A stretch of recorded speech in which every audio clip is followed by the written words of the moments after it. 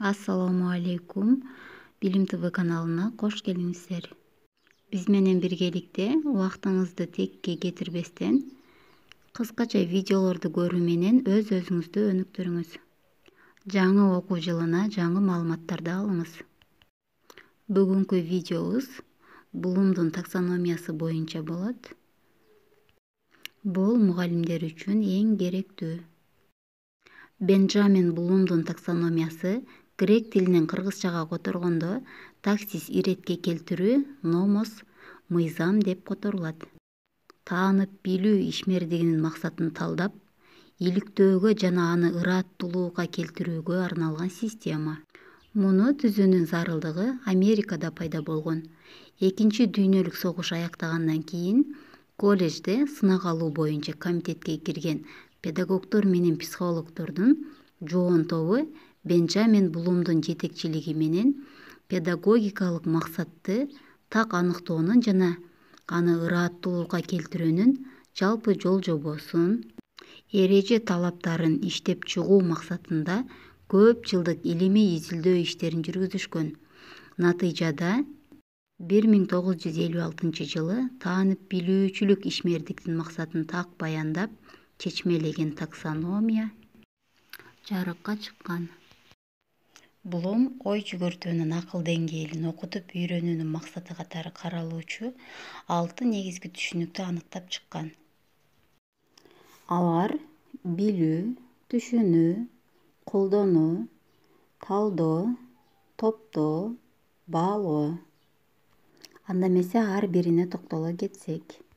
Биринчи билүү. Ал конкреттүү фактылардан тартып, бүтүндөй теориялардын мазмунун өз ичине камтышы мүмкүн.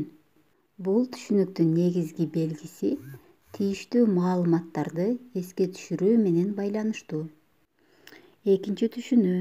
Мында окуп үйрөнүлгөн материалдарды бир түрдө туюнтуудан башкача түрдө туюнтууга көчүрө билүү, трансляция. Аны бир тилден башка тилге, мисалы, сөз менен туюнтулган маалыматты математикалык жол менен туюнтууга которо билүү, ал материалдын маанисин түшүнүүгө болгон жөндөмдүүлүктүн көрсөткүчү болуп эсептелинет.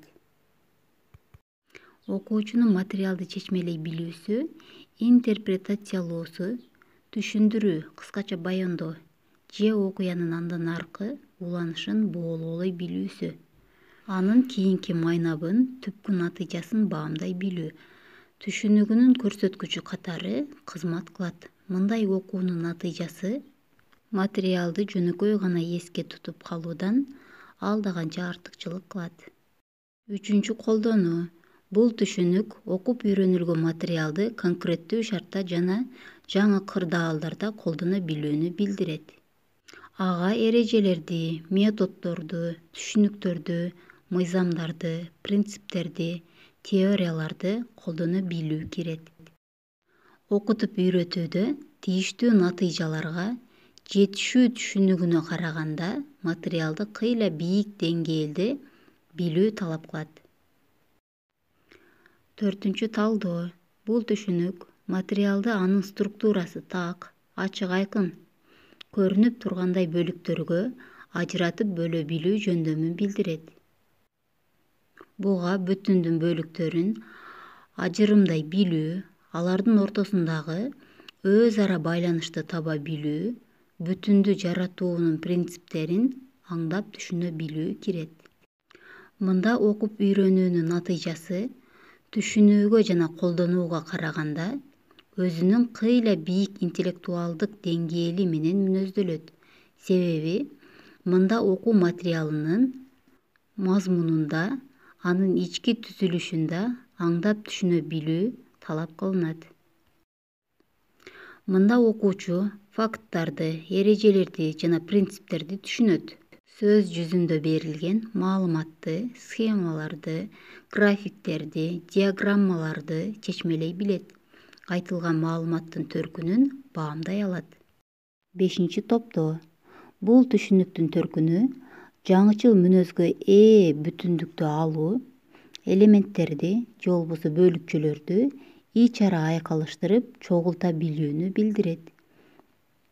чыгып сүйлөө, билдирүү же доклад жасоо, иш-аракеттин планы же жалпыланган байланыштардын жыйындысы ушундай жаңы продукты болушу мүмкүн.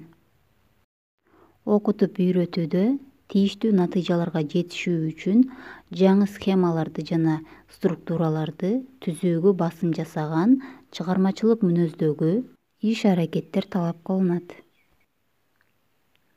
6. Баалоо. Бул түшүнүк конкреттүү максатта тигил же бул материалдардын, ырастоонун, көркөм чыгарманын, изилдөөнүн маалыматтарынын маанисин баалай билүү жөндөмүн билдирет. Ой жүгүртүү мында так, чен бааларга, критерийлерге негизделиши керек. Чен бааларды окуучу өзү аныкташы же алар ага тыштан, мисалы мугалим тарабынан берилиши мүмкүн. Бул түшүнүк жогоруда айтылган түшүнүктөрдүн бардыгы боюнча окуу ишмердигинде олуттуу натыйжаларга жетүүнү жана ага кошумча ачык айкын чен бааларга таянган баалоочу ой жүгүртүүнүн болушун талап кылат. Бенджамин Блумдун таксономиясы эл аралык кеңири таанылууга ээ болгон.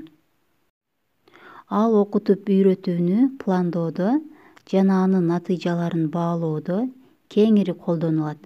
Ошондой эле ал жаңы курстарды тажрыйба сынактан өткөрүп, текшерүүдө да ийкемдүү каражаттардын бири катары кызмат кылат. Бул видеобуз жалпы педагогдор үчүн пайдалуу болду деп эсептейм.